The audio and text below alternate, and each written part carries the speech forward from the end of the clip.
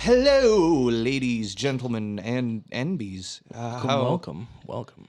We are here for, I believe, the 11th episode of the Cage Fight podcast. I should really get that number down. I've been saying it for weeks now.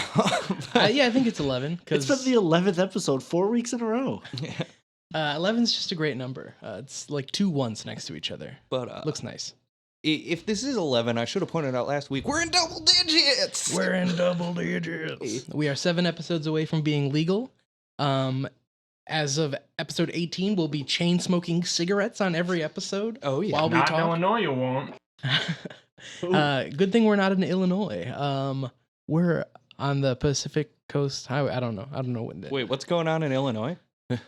They upped the smoking age to 21, I think. Oh, Really? really? I didn't know that. Well, real quick, I should go around before we start going into nonsense and introduce everybody. So, up We're on not the allowed boards, to introduce ourselves anymore. Nope. It's all me, baby. Up on the boards, we got our man, Dwayne The Rock Robinson. I hope he's not It's my introducing all of birthday. us this way. To my right, to my right, we got Sick Zach Paddywhack riding in a Cadillac. Okay, I'm a little more happy with it. And across from me, we've got former Dream Theater drummer Mike Portnoy. Hell yeah! I was in Avenged Sevenfold. G-Force, Delta Formation. Oh, God. G-Force gang. G-Force gang. Captain Corelli's mandolin sucks. A remix. Pure trash. Bitches! You bitches! He's wrong. Bitches! Captain Corelli was the better one.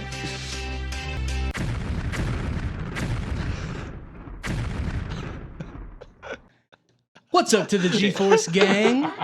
I like the 4 explosions. That was a nice touch. I was gonna add a 5th, but I was so fucking pissed about Captain Corelli's mandolin making it through that I couldn't even. I had to just shut my computer.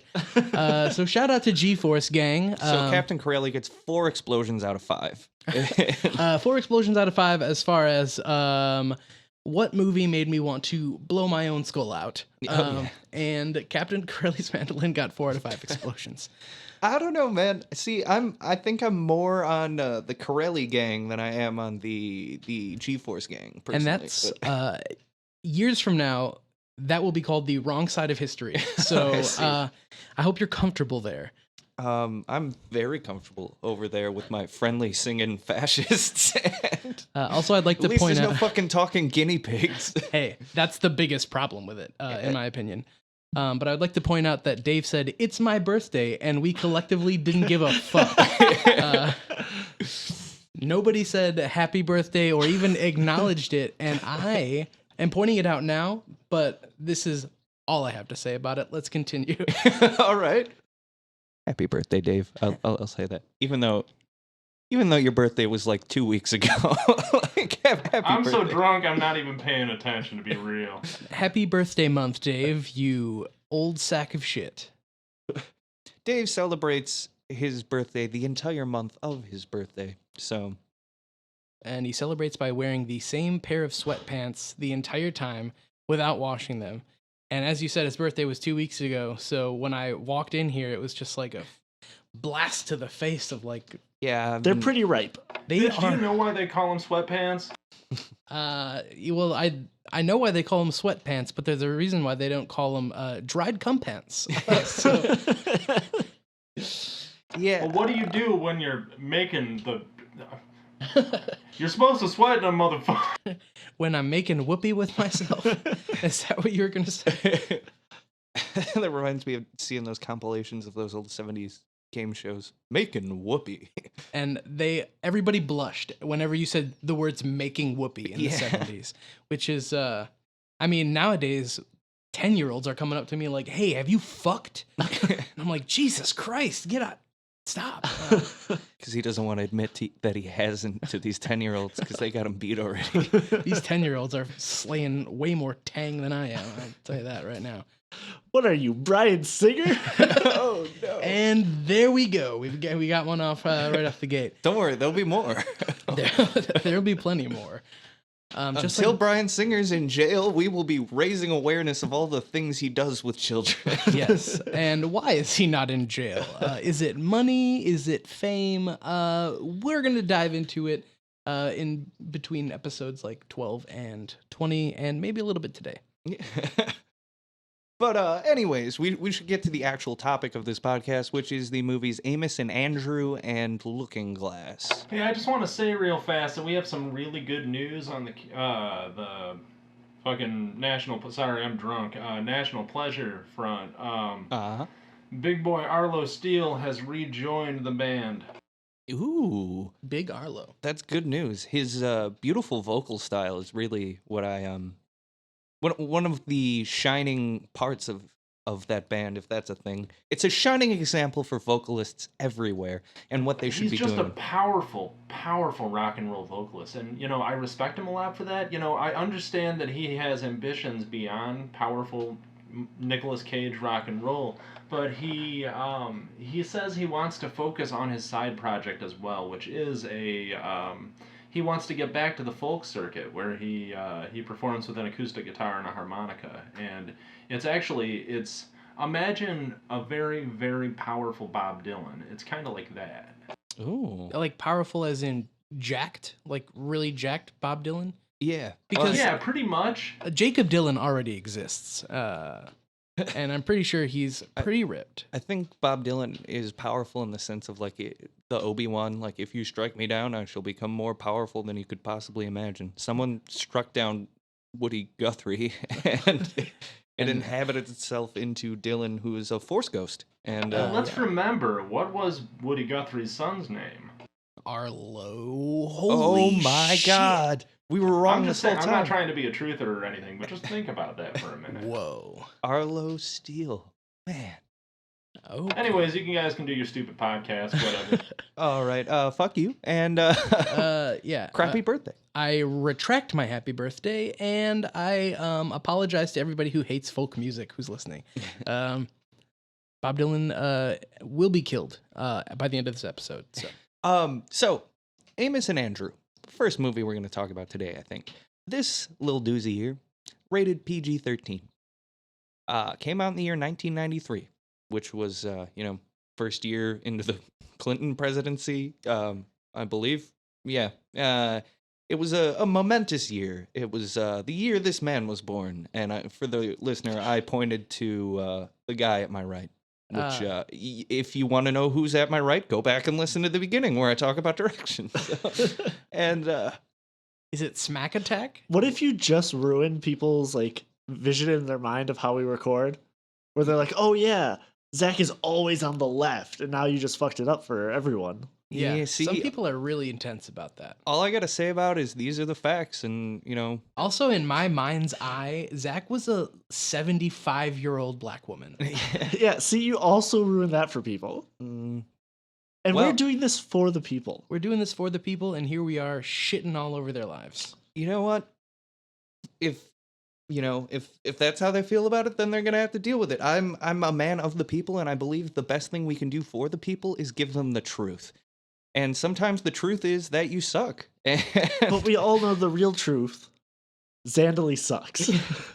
Not going to say it was good. Still going to say it was better than Left Behind.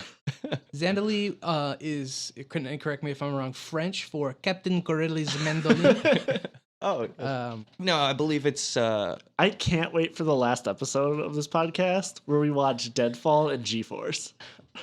Honestly, hey, if you look at the way the bracket's laid out, I think if those two movies go against each other, it's before the final round, unfortunately. But we all know that's the true final round. yeah, if that matchup happens, we can just end the podcast right there. Because anything else straggling around the bracket doesn't matter at that point. Well, there's always the third place round, or winner. That's true. Which we will have a special extra episode for that, I believe. If you guys are down. I haven't discussed this with either of you, but I'm signing you up. I am busy that year. Oh, okay. Unless the third round matchup is Dying of the Light versus Zandali. Oh, I see. I may kill myself.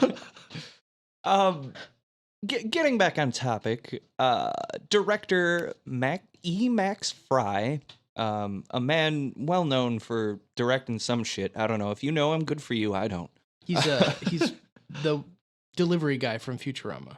Oh yeah. Yeah. He got frozen. Oh, dude, he was only around for 6 more years after this movie was made, and then now he's in a He's tank in the somewhere. future, yeah. Uh, So Production companies: Castle Rock Entertainment and New Line Cinema, 2 big ones during the 90s. the but- real deal. Yeah, I mean this definitely felt like I didn't really look into how this did in the box office, but it felt like a movie I would have gone to see if I was alive in 1993 and well, I mean I was alive in 1993, but I didn't have like a developed penis or the ability to drive. So Still don't. still, I mean, yeah, I can drive, but not with my penis. Oh man, you gotta try it sometime. It's really something. Like, I don't know, you just swing it hard to the right, and it's like bam, and you know You can we're- end we're- this bit. Yeah, we're gonna cut that. We're gonna cut that. We can end this here, but it's not a bit. I have seen Nick do that. So So budget of $17 million, box office gross of $9.7 million. So Oops. that's another Cage movie not in the black, in the red. see, I should have been alive in 19. Why do I keep saying I wasn't alive in 1990? I've been wondering that too. Oh yeah, I forgot to say he was born. You were like 1. I'm doxing you all. They're all gonna know your birthday, Oh, your no. age. Your... And my social security number at the time. I will say though, for this movie, I'm a little surprised that it didn't make money. Yeah, it seems like one of those big budget, like comedy movies with fairly big actors in it. I mean, Yeah. Samuel Jackson wasn't real big at the time. I don't think he got very big until Pulp Fiction, which was like the year after this. And Nicolas Cage was pretty big, I think, already. I mean, he'd made some cameos. He was in that's really the guy I should know more about in this sense. And I mean, unless they spoiled this in the trailer, I don't know who's not going to see the voice of Chucky in blackface. Because You mean Worm Tongue? yeah, Wait, what? I did He's not from know. Lord of the Rings. Know the creepy dude in Lord of the Rings and Helm's Deep who's like the advisor to the king? Oh, that guy. Yeah, he's the guy in blackface. Wait, I did not remember the blackface. I might have zoned for that or been taken a Oh. note. Do you remember the it's burned Chiefs- into my memory. Yeah, the Chiefs like assistant guy Oh, who that fucks guy. up so much I see. Okay. Oh, yeah. Okay. because it's for stealth. yeah. yeah. Oh, it was for stealth. I see now. Okay, I didn't think of that. I understood it as a joke about blackface, but I wasn't thinking about it. Yeah. Oh, shit. See, That Nick, guy was amazing in this movie, by the way. Nick comes from a place of privilege where he doesn't acknowledge blackface when he sees it. I don't at all. Like it's. I don't know how to say his I name. don't see color, including whatever paint you're wearing on your face. You're just a Except dude with a when- painted face to me. Except when Drake does it. Yeah. Oh yeah. Yeah, then Pusha T bodies that fool.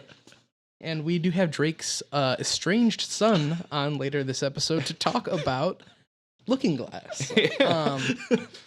So stick around for that. But yeah, Brad, I think his name is Brad Dourif. I don't know how to say it, but he's the voice of Chucky in the Child's Play movies. And Wait, did Bryan Singer direct those movies? they're actually about his life. Oh, shit. To be honest, I did not know he was the voice of Chucky. Yeah, I mean, I didn't know he was the voice of Chucky or Worm's Tongue. he's been in other stuff, but I think most people remember him as the guy in blackface in Amos and Andrew. Yeah. So That should be at the top of his Wikipedia page, guys. If it's not there, please edit it and put it up there. yes, because I don't think it can't get taken down because there's photographic evidence of it. So When this episode releases, I'm going to check Wikipedia, and if it's not up there within a week, Oh yeah, he was in I'm Dune. going to be disappointed on our fans. He was in Dune? Yeah, Dune, where's my car? this guy was in a lot of shit. Yeah, Dune is shit. Got him. Hey. Okay, Dick. But who else is in this movie? We got Samuel L. Is it Jackson? And I thought it was Andrew Jackson. I thought it was Miss Jackson. Oh, yeah. Well, I'm It sorry. was Miss Amos and Jackson. Andrew Jackson, right? Yes. And then he was apologizing to his wife, and Dabney Outkast actually made that song for this movie. But Dabney Coleman is in this movie, and I didn't realize that was a real person. I thought that was a Comedy Bang Bang bit. But he is the police chief. And then you got some other people, fucking, what's his face?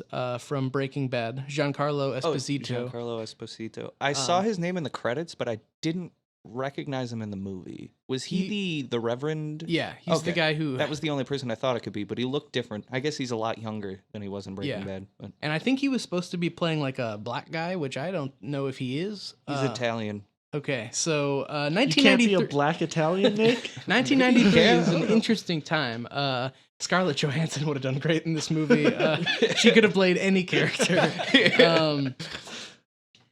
So yeah, that's the cast. I don't have any trivia about this one. Other than the fact that like their names are supposed to be like Amos and Andy, which is like some old Yeah. radio show. It's an old radio program which was basically the vocal version of blackface, where Right. two white radio announcers pretended to be black people. The characters Amos and Andrew, Amos and Andy, not Andrew. But Yeah. well, I guess Andy was short for Andrew, but in the show. But yeah, and it was controversial for like the latter part of the 50s and 60s until it got canceled in, I believe, 1960 because of an outcry from the black community of white dudes pretending to be black people. Yeah. Vocal blackface, I guess. I don't know how else to call it. Or black voice? That sounds kind of wrong. I'm not going to. But yeah, that's all I have for trivia about this movie as well, was that for reviews. And that's a good example of vocal blackface. Rotten Tomatoes gave this 20% on the tomato meter. Audiences gave it 31%. Reviews are a lot worse than I thought they would be, honestly. I thought reviews were kind of all over, because like Rotten Tomatoes was like the 20, but then like IMDb has it at like a 6. But then like user reviews are like 4 or whatever. Mhm. And it just seems like people can't agree on this movie. Yeah. It's a controversial flick. Yes, it's quite divisive. I thought it was funny. Yeah, it had some good funny bits. I do like the bondage gear being used to tie people up that occurs later in the movie. I guess we'll get to that. But first, we got to launch into something here that we haven't done in a long time. And I just remembered when we did it. And it's the Cage Style Report. We're going to talk a little bit about what Cage is wearing, what he's rocking, and how he looks. So here we go. Are you ready for this? I am so ready. This was the thing? Yeah, it was for a second, and In the second episode, Oh, we did okay. it. we should have And then kept forgot doing about it. Yeah. We should have kept doing it, but I think we were distracted by his forehead in a lot of movies, and so we didn't really take note of what he was wearing.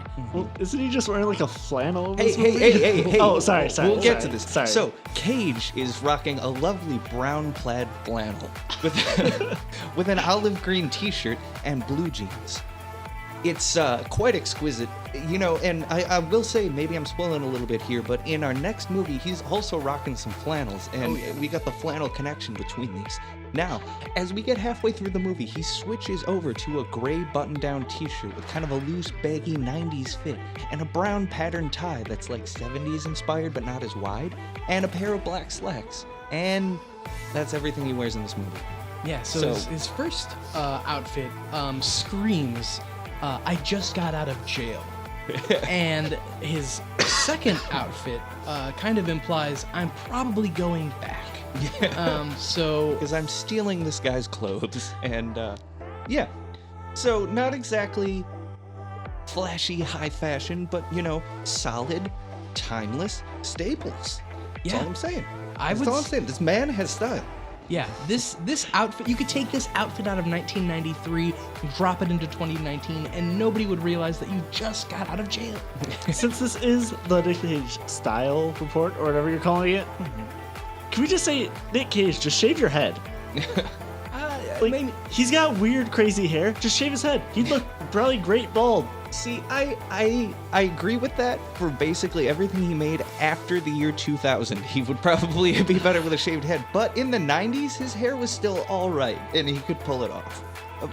Even looking at it now, like looking at this, where it's He's like disheveled there. He's supposed to. but he has a weird thing where like he's not balding. Mhm. His hairline just starts in the middle of his head. Yeah, it's And true. Just shave your head. In his early years, he tried to kind of cover that up with a bit of a comb over, but yeah, it's Just true. shave it. Like Bruce Willis did it and looked Yeah. great. I was gonna say Bruce Willis is a great example. Because I mean, Bruce Willis looked pretty studly both ways. Nicolas Cage, I don't know. He's kind of all over the place. I think I've Nick seen him with Cage, hair I too lo- much to picture him bald at this point. But I love Nick Cage, and obviously we're 11 episodes in, Yep. but he's got bad hair. Like, just get rid of it. Well, then I can't wait to weigh in on his hair in Looking Glass because I thought it was kind of cute. All right. Well, I think that concludes the Cage Style Report. We'll see you in about 45 minutes when we do the Style Report for the next film. And maybe not 45 minutes. We'll see how long this goes. And then we'll see you again in another 10 episodes. Yeah, when we remember again. Every 10 episodes, we do a great style report that's so good we don't have to do it again for a minute. So, So I guess we'll get into the plot summary here. So it starts out, Cage is in jail. One thing I want to point out, he's got an 8-ball tattoo on his arm that really looks like someone just drew it on with a Sharpie. And it's called prison tattoos, and they're actually pretty badass. They actually do really good henna tattoos in prison. oh yeah. See, well, the great thing about henna is that you don't have to tie yourself down to one prison gang. You know, if You you can want to, play around a bit. yeah, play the field. Like, oh, you know what? I'm going to be like a Nazi for a while. And then after Yeah. that, kind of, you're like, no, what? If you decide to Hell's be like Angels are pretty cool. yeah, could be a friggin' Latin king or whatever. We know tons of prison gangs. What if we just spent 10 minutes listing off prison gangs? Like, yeah, you could be in the fucking Belushi's Belugas. Okay, you couldn't even come up with a third one. Whoa. He came up with one, but we're not going to talk about that anymore. I was a member of the Belushi's Belugas for a while, and they're out and looking for me, and I don't want to bring any attention to this. So Nick, who was born in 1994. His address is, I don't remember what we said your address was. 1234 Ida Claire Thumore Drive. Yes. Hard to forget. You can even sing it right into Google Maps, and it'll bring you here.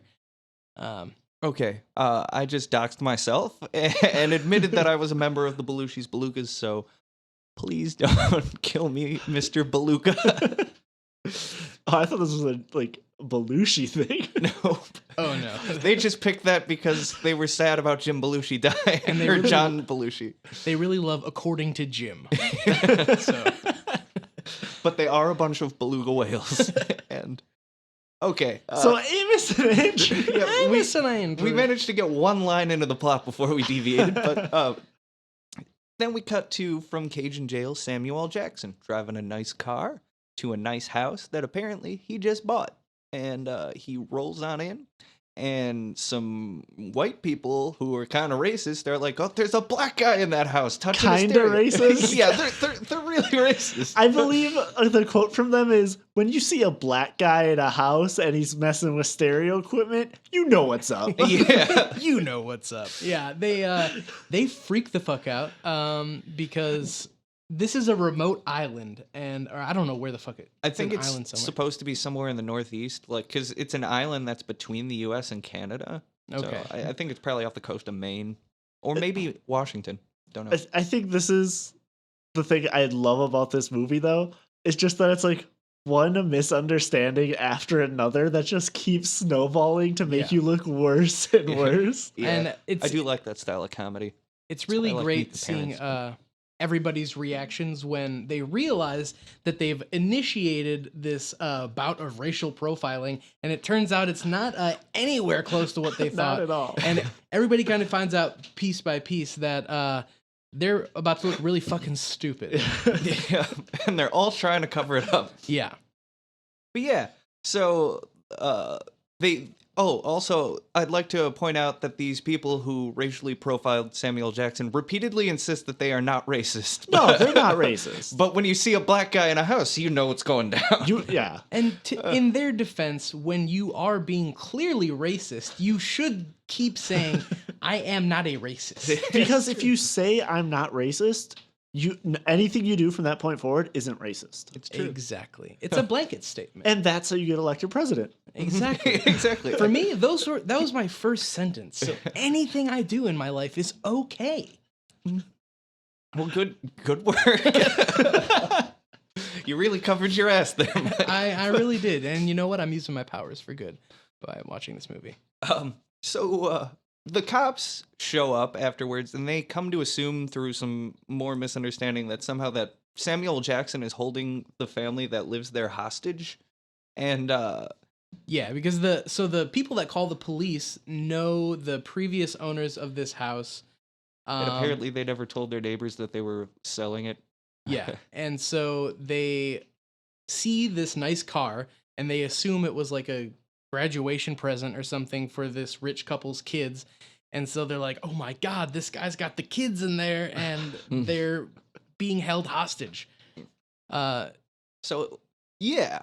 And as the policemen surround the house to deal with the hostage situation, one of them, who's like Donaldson or Donnie or something, he puts on blackface. He puts on blackface because it is a nighttime covert mission. Yeah, and he's trying to have camouflage and hide in the dark. Yeah. And instead of investigating, like going up to the house, being like, hey, is everything all right? They decide, no, this guy kidnapped them. We need to surround that building. Yep. They freak the fuck out immediately. And, because it's an election year. Yeah, it's an election year, and the sheriff is running for re-election as sheriff, or was it something else? For sheriff. For sheriff. Yeah, Okay. something- Sheriffs have to get elected.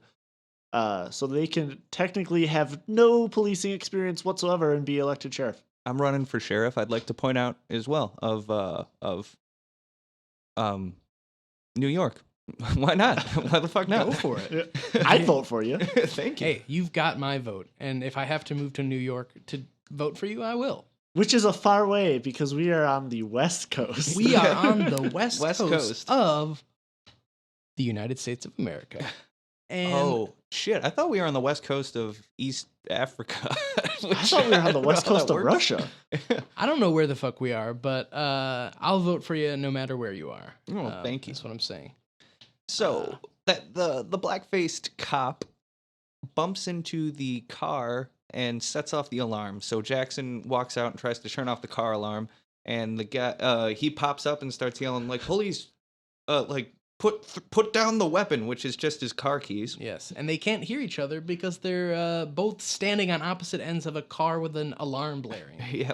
So Jackson points the key fob to turn off the alarm, and the cop's like, he's about to shoot me with a gun, starts shooting at him. And they all unload on that guy. They all just fucking unload. So Jackson runs back into the house, and the cop shoots the car to turn off the car alarm. Yes, the alarm eventually goes off, and then he bumps into the car again, so he shoots the hood of the car repeatedly until the alarm stops. Meanwhile, Samuel L. Jackson is pretty sure he's about to die, and he has no idea why. Which I think is one of my favorite scenes in this movie, where he calls the police Yes. to say that his house is under attack. Yes. Yeah, and there's like a bit where like the phone line isn't connected yet, but Oh yeah, the phone wasn't connected yet, but it'll show up a little bit later. The police are like, we're gonna run a line into that house. We've contacted the phone company so we can talk to them. But Yeah. But yeah, first some reporters arrive on the scene, just some local news reporters. Cop tells them there's a hostage situation. Oh, there we go. The phone company hooks them into the house, and the cop realizes through the conversation with Samuel L. Jackson that Samuel L. Jackson is named Andrew Sterling. He's a famous writer and like black political activist, I believe. and he's on the cover of Time magazine. Yeah. And that they fucked up big time. So And you can see police Chief or whatever Sheriff Dabney Coleman's butthole clench so tight when he realizes the hot water that he's in. Hot water. Hot water. But yeah, so the cops film that, or the reporters film that. They also film a conversation with Phil and Judy, who are the racist white couple that called the cops on Andrew in the first place, and that's where they say, like, when there's a black guy in the house, you know he's stealing. So there's video evidence of them being racist and accusing this rich man of being a kidnapper. Yeah. Which, from Samuel Jackson's perspective, is just like he was at home and then suddenly bullets. Lots and lots of bullets. He was asleep in a chair, and then this started happening. Yeah. So the sheriff, Dabney Coleman, who I don't remember his character's name, but he's Dabney Coleman now. I didn't even know it before this started, but you pointed it out a good 3 times. Chief Tolliver. Oh, Chief Tolliver. Okay. He comes up with a plan. So he goes back to jail where Cage is waiting, and he says, Cage will let you go if you got to go into this house and take the occupant hostage, then give yourself up, and we'll let you go on the next bus. And then to Canada. Yeah, to Canada. So they give him a gun and send him out of the house, which I think they actually loaded too. Yes, they let a man out of jail. Mm-hmm. They hand him a loaded gun. It's like kidnap a black man. Yeah, it's simple. This is police work. You just don't understand. Yeah. You would understand if it was an election year for you. Oh, yeah. I mean, times are when it's an election year, you gotta look good. And you know what doesn't look good? When a black guy doesn't get taken hostage and you try to murder him. Yeah. So Cage is named Amos, for the record, and Jackson is Andrew, so it's Amos and Andrew, and that's that the could name of the reference movie. a little bit later. Hey, roll credits, we're done here. He did it. Hey, I reference CinemaSins, and everyone hates them now. So wait, why do people hate CinemaSins? I just see people complaining about how it's bad movie criticism, and like it's just annoying nitpicking, and it gets old, which I can understand. I personally think it's funny because of the annoying nitpicking, but yeah. Speaking of annoying nitpicking that gets old, I think we can all admit that the people who made Zandali worked really hard on that movie. They can all. I hope they're all rotting in hell. All right, let's not pick at this sore subject until we have to do it again. We have to watch it again. G-Force game. G-Force I'm excited to watch again. Yeah, I'm not. But I'm not excited for either of those again, personally. But we cut to Phil and Judy, who are at their house smoking weed, I believe. And they're like, this is a big thing. This deserves to be on the real news. So they call an even bigger news network and get them to send people out there. Sowing the seeds of their own destruction.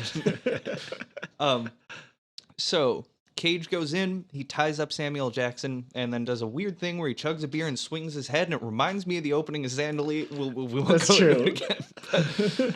But Jackson believes that Cage is an assassin sent here to kill him because he's, like a big black activist writer, and there's a pretty big track record of those types of people getting killed. And I think he had just recently published some piece that was... He did the play Yo Brother, Where Art Thou? Oh, yes. Yo Brother, Where Art Thou? And so nice obviously play on words.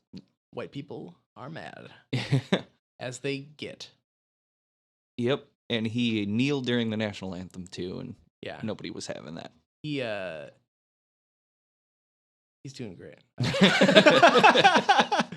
So, big news network shows up, and the cops start talking to the reporters. Cage sees this on TV and realizes that with all this publicity now, that the cops probably aren't going to follow through on their deal and let him go. They show his face and everything. And... Yeah. So he takes Jackson outside and demands to the cops, holding Jackson at gunpoint, $1 million and a helicopter. So the cops are all like, all right, we'll get you your $1 million in a helicopter. You just wait here. So it's almost like this was a bad idea on there. So he tells, they go back inside and he talks to Jackson, tells him that he thought he was in Canada, but so he went to the bank with a bunch of small bills to try and convert it to Canadian money, and the bank teller got suspicious and reported him, and that's why he was arrested and put in jail. So, weird story. Is it true? We don't know. Maybe Amos is trying to play up sympathy from Andrew. But Yeah, it's the only time it's ever mentioned. I don't know. yeah. Probably. Honestly, Well, I think the whole point of that was just to sow the seeds of like he's bad at direction. Oh, yeah. he's done some naughty stuff, but you know what? At the end of the day, he's a white guy, and he should be free. Yeah, I guess that's the view of the cops here too. But no, but yeah. So he's that is true. That is sowing the seeds of that becomes an important thing going on. That Cage is bad at directions. He doesn't know where he is or where he's going most of the time. Yes. So eventually the sheriff busts in through the door and he holds Cage and he threatens him and he's like, Cage is holding Jackson at gunpoint and he says, well, shoot that N-word. We don't want him on this island anyways. And then Jackson gets a little pissed about that and just knocks him out with a frying pan, knocks him out cold. And yeah. So I like that scene too, because like Nick Cage like lets him go and like is giving up basically. mm-hmm. And then like the police chief turns around and is like, oh, sorry about that whole N-word and stuff, but I was just in the moment. Yeah. It's like, oh, that's excusable. Yeah. I was just messing around, Classic. Why would a cop be racist? It's locker room talk. Yeah, exactly. I bet he was from one of those shithole countries anyways.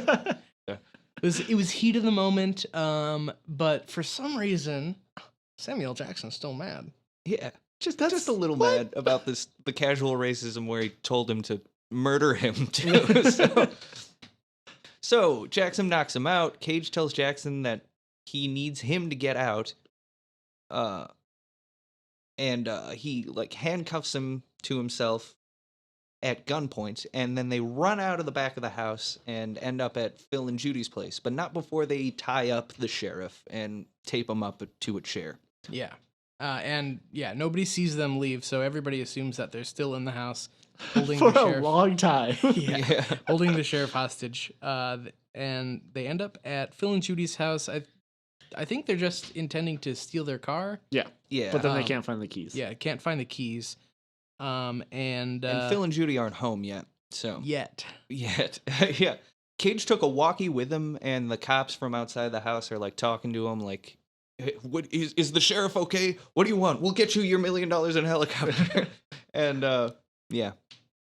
So, an important bit that I didn't think was going to matter, but did end up mattering, Cage orders a pizza to the house so that when the pizza car gets there, they can steal it and drive off. But just after they do that, Phil and Judy arrive home and Cage takes them hostage. A lot of hostages going down here. Mm-hmm. But in this case, it's okay because they're trash. But hey, he was a lawyer for the Chicago 7. oh yes, I think this is also the point where the black community shows up. Oh yeah, they first get word about it because they see the Okay, whole yeah. situation on the news. And they show up a little bit later, but this is where they're sitting at the table, and the Reverend, I don't remember his name, his character in the movie, but he is played by Giancarlo Esposito. Reverend Fenton Bunch. Reverend Brunch. Fenton Bunch. Brunch. Oh, brunch. My Best bad. meal. Yeah. But they hear about it and they're like, we are going to organize a march to this city to let him live in that house because, the cops are trying to drive him out. The people there are trying to drive him out. I think he was saying like, I told him about all those northern liberals, which, anyways, I lost where I was in my summary. Hold on here. I've been Just got to Judy and So we called the pizza place. We're holding what's his face and Judy hostage, and Judy's asking personal questions about Andrew Sterling's life. At which point, this is another bit that I wasn't sure where it came from or where it was going. But Nicolas Cage was like, "Yeah, he doesn't want to say it, but his wife is white," and Andrew Sterling is like, well, hold on. Yeah. And then they all died. That was all implying the whole because I think he even like mentions it how it's like, oh, when black men become like rich and powerful or whatever, they all just marry white women then. Yeah. and Samuel L. Jackson wasn't confirming or denying like the whole Yeah, time. he was saying nothing about it. He was just talking about how it's a harmful stereotype, and then or Cage is saying like, "You're the whitest black guy I ever met," and then he's saying like, like, I don't ever say I forgot where I came from. I know where I am. Like a big theme of this movie is trying to address racial stereotypes and stuff like that. And I don't know. Do they succeed? I feel like they do a halfway decent job sometimes. It's good for 1993, I would say. It's better than I was expecting for that time period. But that's what I think was most surprising about this movie is just that this was a pretty old movie where like something like this I could see coming out like today. Mm-hmm. And I mean, it's working. still obviously extremely topical. This is definitely a movie. Is that sad or? Well, yeah, it's very sad, but I mean, it's a tough issue that needs to go away. And I don't know if or how that happens because well, this white is people Nick, be racist. This is Nick Cage trying his best. He's trying his best. See, if this movie came out in 2019, the only difference would be that like a bunch of fucking rednecks would be like bitching about it on the internet and It's true. creating petitions and say how they're attacking the white America. Yeah. Yeah, I mean, the only thing this movie was missing, Black Mermaid. Trying to really ruffle the feathers. I will say, I think this was especially relevant in 93, too, because this is 1 year after the LA riots, which were after the beating of Rodney King. So, like, I don't know, it's a big topical thing, especially about the relation between the police and black men at that time, because, if you don't know, the LA riots were after, like, 3 or 4 LA cops, like, beat Rodney King repeatedly while he was, a black man, Rodney King, while he was begging them to stop, and it was all caught on footage. But yeah, so I don't know, topical then, topical now. I mean, just like 3 years ago, we had the whole Charlottesville rally and everything. It's and the interesting times we're living in. countless amounts of black men murdered in between those times. Oh yeah, also. So yeah, this movie's still very relevant, and it did make me sad that it's still relevant. But, I'm just one dumb white guy, so I'm not helping. So. It's true. The best place for us to have a discussion about race relations is on a panel of 4 white dudes. Well, 3 white dudes and 1 white dude who buzzes in occasionally. All talking about Nicolas Cage, probably one of the whitest guys we know. All I want to say is that this movie ended racism. It was done in 1993. That's it. Think of what else was going on in 1993. Friggin' Bill Clinton was playing saxophone on the Arsenio Hall show, and you're telling me that racism is still alive? Come on. I'm sweating. Got heated. So out of the when they beat up the cop and tied him up, they took some stuff out of his pockets, including his badge and his handcuffs and the interview tape that he confiscated from the original reporters when he realized that the whole situation was a fuck up and he didn't want to get this out there anymore. So they find that, and the pizza girl finally arrives. And speaking of topical, this girl says she's 17. And Cage makes some very Bryan Singer-y comments to her about, like, you're very pretty and stuff like that. After he finds out she's 17, I would like to put it a little bit too. I thought it was funny too. He asked, like, do you have a boyfriend? And she's like, yeah. It's like, do you have a boyfriend that you really like? It really sounded like a setup for a bad porno. Yeah. And this was all after he found out she was 17, and it was creeping me out. But luckily, doesn't go any further. He hands her the tape and says, get this to a reporter. They'll know what to do with it. After they watch the tape in front of Judy and Phil, yeah. And it's just them trying to, like, backpedal, like, we didn't know. Yeah, we had no idea. And this, see, I kind of thought that at some point in this movie, because they kept making a point about how Phil was a lawyer, I thought when this came out and Jackson realized this, the cops were using Cage to save, their own asses after they fucked up this whole situation, And Phil even says, you got a big lawsuit on your hands. I thought they were going to have it, since Phil's a lawyer, that he was going to work with them to try and, like, you know, get the lawsuit, and he was going to redeem himself for his racism. But nope. Luckily, they don't do that. So the cops storm the other house and realize that Cage and Jackson are not there. But they find the other cop, Donaldson, the one who had the blackface on. Yeah. And for some reason, he was poking around in the house. I have no idea why. Earlier, like, he went in to try to rescue the police chief on his own. Oh, yeah. Which it wasn't important. Like, No, it wasn't. But they do tell him, like, book him. That's Amos. Like, the sheriff. Yeah, they cover his head. Yeah, cover his head and take him out. Meanwhile, Jackson's activist friends, the Reverend Brunch, has organized a large march of all the people, and they're all finally arriving to the island ready to do something. And torches in hand, ready to throw down. Yeah, and they see, like, Amos with quotes, be brought out, but they don't bring out Sterling, and they're all, like, chanting, like, how they have to release Sterling and all this stuff. Him. And then they set his house on fire. Yeah, there is a clash. They've got torches because they're a mob. Mob's gotta have torches, right? And in the fight, like, a fight breaks out between one of them and a cop, and his torch falls in and lights the curtains on fire, and Jackson's house burns down. And I love that the Reverend's reaction was just like, oh shit. Yeah, like, oh damn, we gotta get out of here. Yeah, like, his wife is like, you set his house on fire. And he's just like, oh no. Yet another oopsie. But anyways, Cage and Jackson get the keys to Phil's car and they leave. Jackson says he's done. I'm not going anywhere with you. You found your way out. And Cage says some pretty racially insensitive things, and they have a little fight. And then, Cage is saying, like, you've been stereotyping me too, kind of, and shit like that. But, reverse racism. Wait, sorry, sidebar. That term makes no fucking sense to me. It doesn't at all. It's just racism. Yeah. There's no reverse. Yeah, I don't understand it. But Let's talk to Cage about it. I feel like reverse racism would be like, man, all Chinese people are really nice. Like, or it'd be like militant, like all people are so equal, I can't tell them apart at all, which is kind of racist, I guess, too.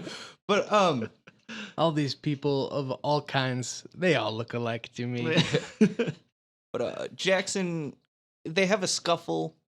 Jackson walks away with the last word, and he says, just, shouldn't I be able to set up a stereo in my own home without being mistaken for a thief? And Cage is like, damn, you got me, son. Damn. Damn. And that is, let's get a timestamp on that. That is where racism ended. Yeah, that was officially the moment. So, eventually Jackson is running from some bloodhounds that the cop got to track him, and which I felt was like really unnecessary for this plot at this point, but yeah, it felt really thrown in for some reason. I didn't really know what was going down there, but Cage swings by, sees that, picks him up in the Gilman's car, and they drive and see Jackson's house is burned down, send the bloodhounds out after the police chief by having him sniff his badge. It was confusing and unnecessary. I don't know what the point of the bloodhounds were. Yeah, I feel like when they were writing it, they were just like, hey, wouldn't it be funny if they got revenge on the sheriff by sending his own bloodhounds after him because they have his wallet? And then they tried to like piece together how that happens, and it just kind of got lost in the shuffle. Yeah. Unnecessary. But then the pizza lady gets the tape to the reporter who originally filmed it, and he turns it over to the big news networks that are there.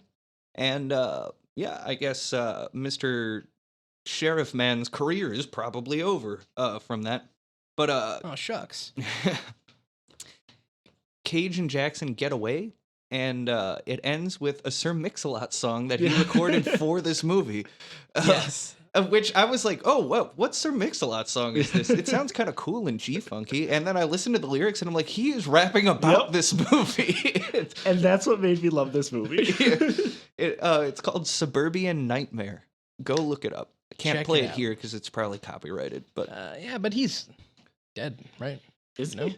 I think he got squished by a really big ass. Oh, yeah. Well, then it's only 70 Mr. years Lot's in from trouble? I believe gotta it's save him. 70 years from the death of the author before you can use something as copyright. So, Yeah, we'll fact check. so overall thoughts on this movie, guys? I love this movie, I'm being honest. I Mhm. thought it was great. I thought this was a pretty good movie. I did enjoy it. I was pleasantly surprised too, because given the last like 6 movies we've watched, Yeah. I was expecting more trash, and I don't know. I sat down and watched this, and I didn't walk away feeling like I just exerted myself physically. I have to butt in here. Sir Mix-a-Lot's alive. Yeah, I know he's alive. Oh, I did not. Rest in peace, Sir Mix-a-Lot. He died doing what he loved most, and that was getting squished by a big ass. I mean, butts on his face, and he died. this matchup was a nice change of pace. After last week, and let's not speak of the abomination that occurred. I was feeling a little bit defeated. I'll say, like, as I've said before, like, I felt like this movie could be like watched today and everything. Like, it kind of still holds up for the most part. But just like, I don't know, it was just a fun movie. I'm surprised that this isn't like watched more. Mm-hmm. Yeah. I'm not saying like it should be like one of those like, oh, classic films of all time, but like, I'm surprised I haven't seen this movie before. Yeah. Like, Yeah, And, I thought it was decent. I didn't laugh a ton. I prefer Trapped in Paradise. But I'd like to think that this is the spiritual successor to that movie. Mm-hmm. I felt like this movie, like, it didn't have a lot of jokes. It Yeah. was a lot of situational comedy more. Yeah, it was like kind of, I don't want to say like cringe humor, but like at certain points made me like so uncomfortable that I was laughing. Yeah, Yeah. like just like throughout that, like when like it starts and like they start like assaulting the house and everything, you're just like, ooh, like they are gonna have the biggest egg on their face, and like Yeah. it keeps getting worse for them, and you're just like, oh, just stop, stop. It ramps up very quickly. Mm-hmm. What- And Oh, sorry. I mean, yeah, I didn't hate it. It wasn't my favorite, but it was a good watch. Yeah, I enjoyed it. I don't regret watching it like I have for some of these movies, like Sunny in particular, which I'm gonna keep coming back to that one. That's probably my least favorite movie we watched up to this point. But This is probably in my top 5 of all the movies we watched. I could put that up there. I see. This movie made me realize what Captain Corelli's mandolin was missing, and that was blackface. So One thing I will say, first off, this came out in '93, same year as Deadfall. This was a good year for Cage. Maybe that's why. The other thing it's a I good will Cage say, number. I do have one mild problem with the racial discussion in this movie, and that's that it kind of falls back on the Hollywood trope where racism is just something that bad people do and that they should stop doing it, rather than it being like a systemic injustice thing. But it does have some of those systemic elements through like the readiness of everybody to immediately assume. I don't think it did the whole if you're racist you're bad thing, because I felt like all the cops in this movie weren't like bad cops like doing shady shit. It was like they were responding to what they thought was a crime or whatever, and then when they realized they were just trying to cover their own ass, it wasn't because like they were bad per se. Oh yeah, I think that's Well, all cops are bad. That's one of the things I was trying to get at there was like, I get that, but it's not saying that they were bad, but it does, I don't know. It's a common thing that happens in movies where they try to put racism in like an individual context and take away from the fact that society as a whole is kind of racist. Because And that's kind of hard to do in a 1 hour or it 2 is hour hard movie. to do in a movie, and I'm nitpicking here. That's what I'm saying. It's very You're hard just to as do bad as something like Cinema that. Sins. Yeah, like- I agree though, and I guess that's part of what made me a little uncomfortable watching this. Like, it wasn't a bad portrayal of race issues, but it didn't feel I guess all inclusive as far as talking points go. And so, But yeah. I feel like you guys also have to remember this was a '90s movie. That is That's true. true. I was pretty impressed with it for early 90s. Yeah, Like, for the time, yeah, definitely. The other thing I'll say is Cage and Jackson in this movie don't really seem like they're putting their hearts into the roles. There are a couple lines. It's like I've seen Jackson do better, obviously, but Yeah. like there were a couple of times where he didn't sound especially convincing, and he was just like, I got to get this scene out and go. But This definitely felt like before Samuel L. Jackson played Samuel L. Jackson. yeah, this was before he had his character down. Yeah, like it's I was like- saying, next year was Pulp Fiction, and I think that's really what cemented Jackson as the way he Yeah, is. yeah. But- I feel like he just hadn't really come all the way into his own yet, and so I had really never seen that side of Samuel L. Jackson, so it just felt weird. Yeah, So a little bit. Not once did he say motherfucker. He didn't say motherfucker. He didn't address the snakes on any vehicle in the movie. He didn't break my concentration. He didn't ask me who looked like a bitch. And you know what? There's a couple people who look like a bitch in this one. But anyways, I think that's what we got for Amos and Andrew. We're going to take a short break, and then we'll be back to you with Looking Glass.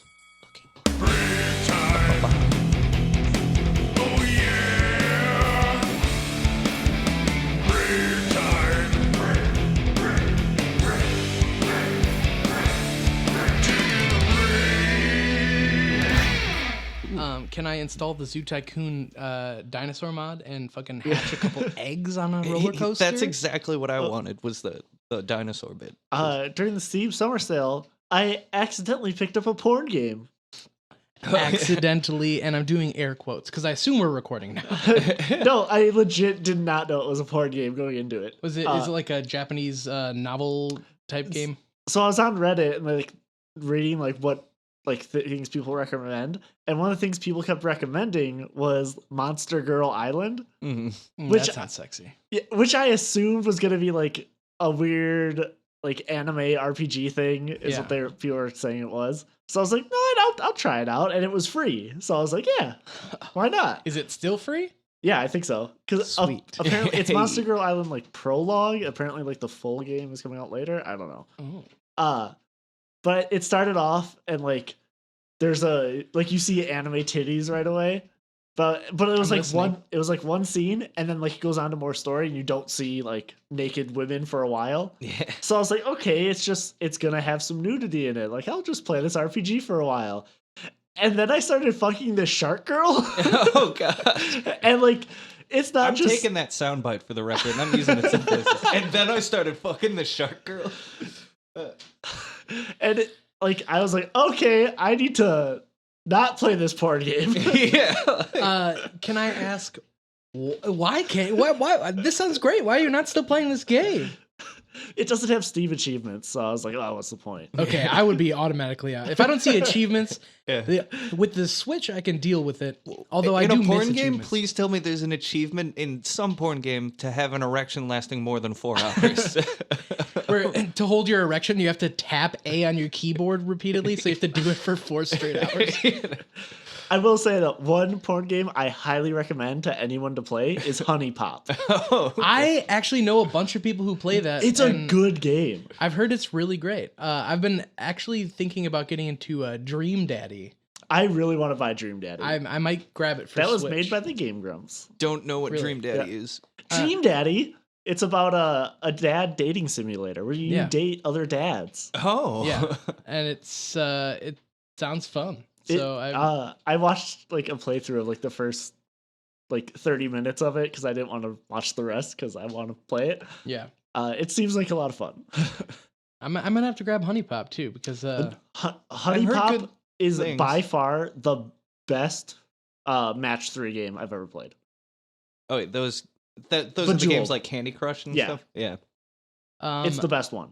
I would say, And then there's titties, too. So Yeah. it's like- I haven't played Honey Pop yet, but I would say it's probably the second best match 3 game after Garfield Food Truck. So. I haven't played Garfield Food Truck, but I hear you talk about it so much that I feel like I have to get in on Do that. you see anime titties in Garfield Food Truck? Who needs anime titties when you are trying to free the lasagna? Okay?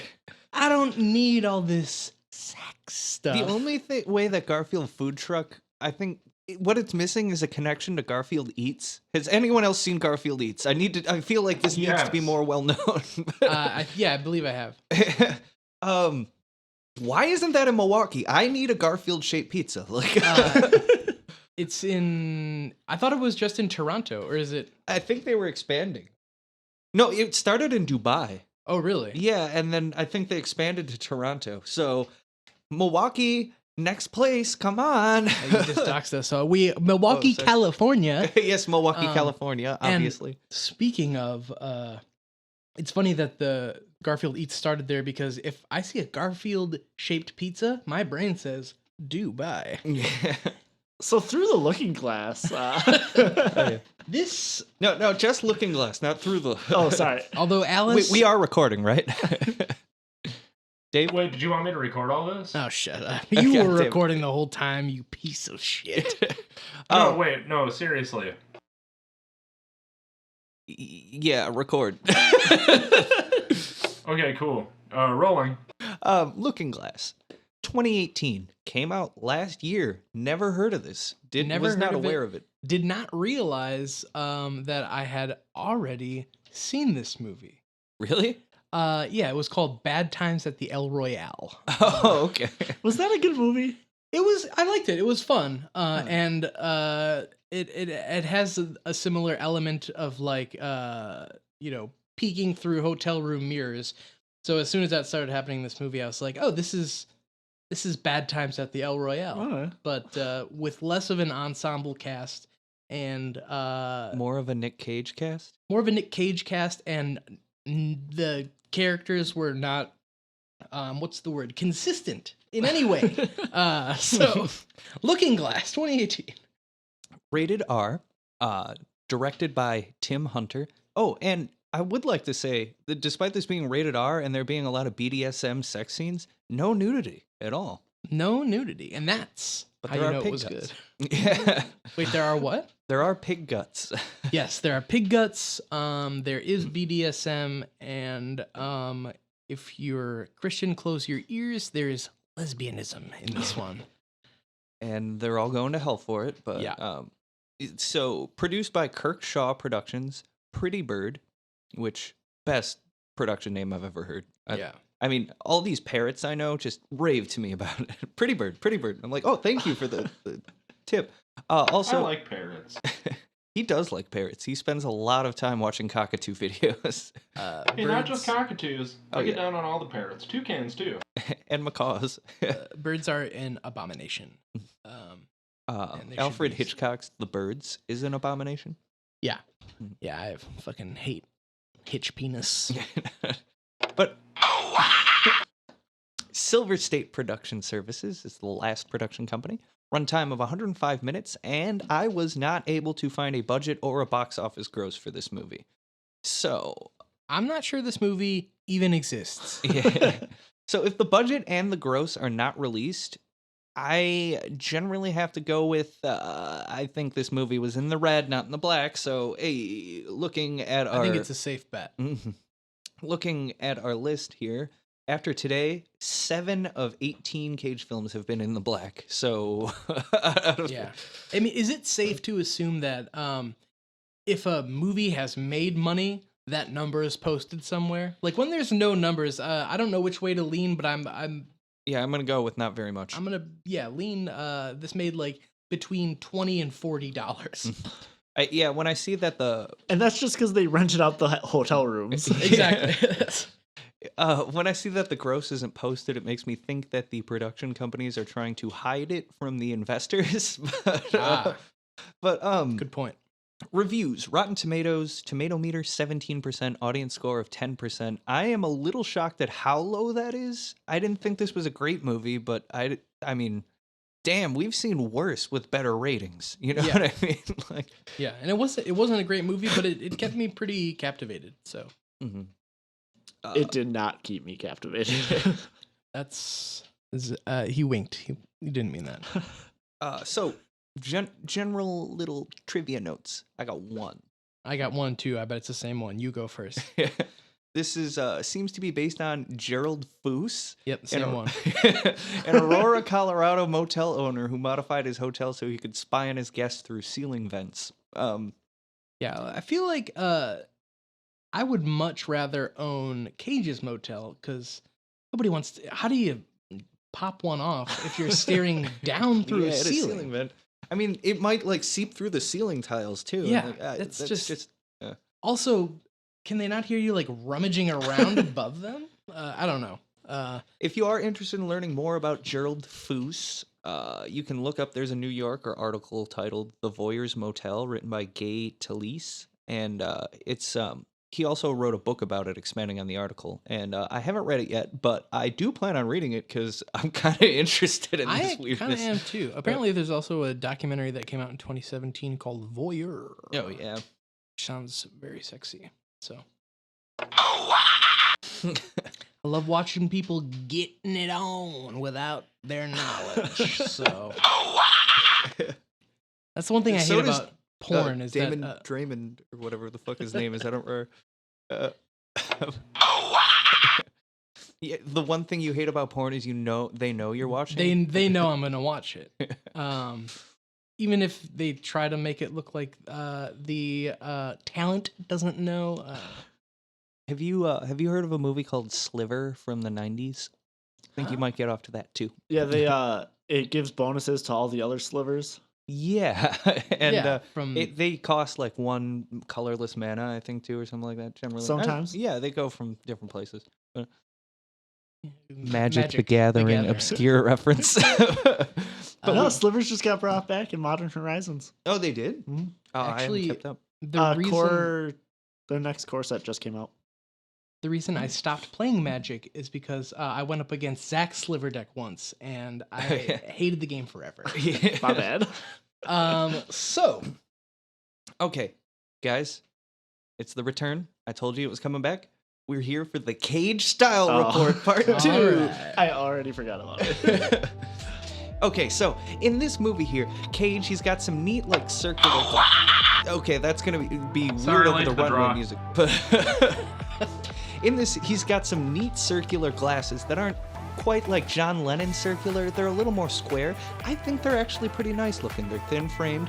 I'd go for it. He's got short hair. Looks kind of awkward.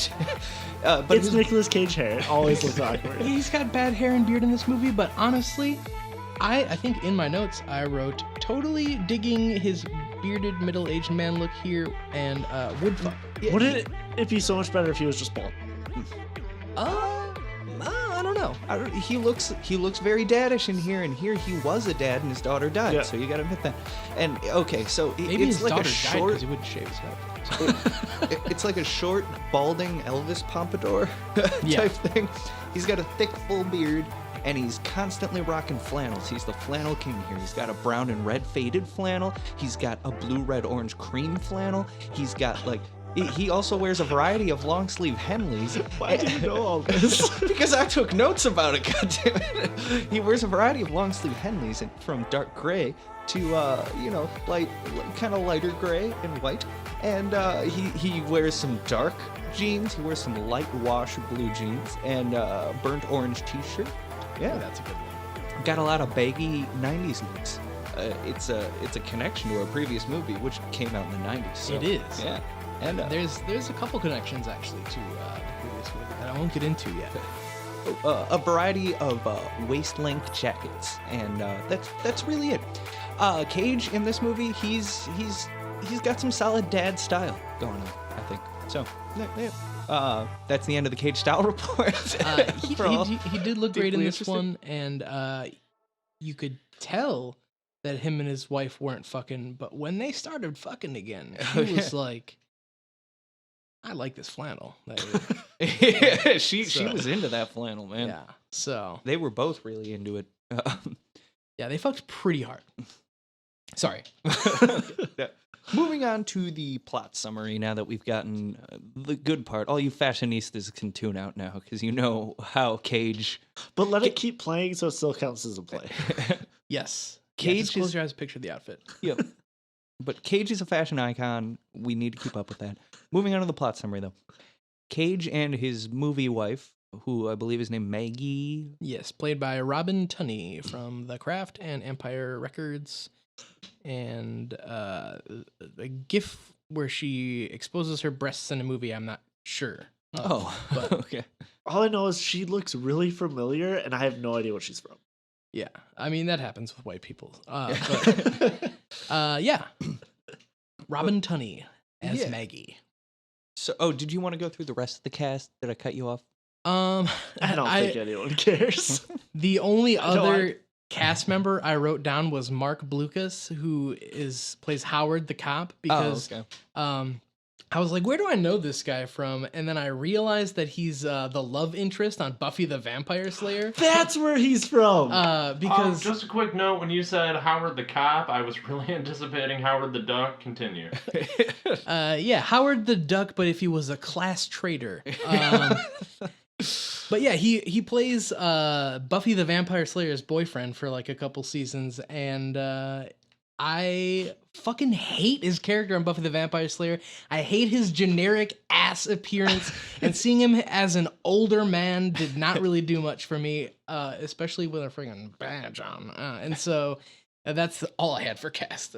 There was some other like freaky looking, like, I don't know, truck stop people, but I didn't know any of their names, or I didn't want to ruin the illusion that they were like inbred weirdos. So The truck driver guy, for a minute there, I thought it was the guy who sold Walt guns on Breaking Bad, and then I realized it was not, and I was just dumb. But yeah, it's not that guy, but I would totally have bought him, being an arms salesman. Yeah. So. But in this movie, he's just a trucker who's addicted to sex and likes hiring hookers. He's a trucker and a fucker. I drive a truck and I came to fuck. But And my You name have is no idea how many times I've said that in my life. but so yeah, Cage and his movie wife are driving around the desert in the American Southwest. I have a feeling this is in Nevada. I don't think it's ever directly addressed. Yeah, I think so. And they stop at a motel that they bought. And Cage goes around and checks all the rooms. They're all empty. The guy who sold him it isn't there for some reason. And he gets a weird call from that guy late at night. And the guy's like, yeah, you just have a good time. And like, I'm not going to... Cage is like, can you give me an email or phone number? And he's like, nope, bye. He's like, nope. And Cage is like, is this place like haunted or cursed? And he's like, I'm going through a tunnel. Even though he's clearly in a bar. Yeah. And so that happens. I do want to point out that twice in the space of 5 minutes, Cage wears his shoes into bed. What the fuck? No, that's a pet peeve of mine. I don't like shoes on my bed. But Well, then don't invite Nick Cage to your bed. yeah.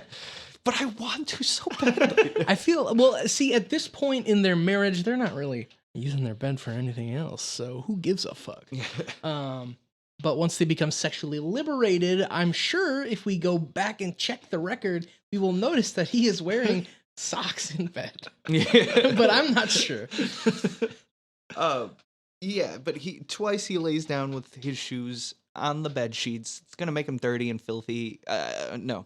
But then we get a montage of Cage fixing up the place. He's cleaning out the pool. He's changing the AC filters. Which makes riveting movie. It does. I mean, hey, man. Sometimes you gotta watch people clean. That's true. He's fixing crooked paintings. I bet, like, someone who loves cleaning would really like that scene. Get up to it. So. See, I enjoyed this montage because if you add context to it, I was thinking, oh, wow, he's cleaning this pool all the while thinking about how his daughter is dead.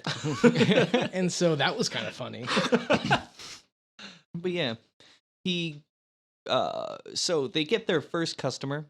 It's an older guy. He's named Tommy. No, he's not the first customer. Oh, yeah. The first customer is hot blonde lady.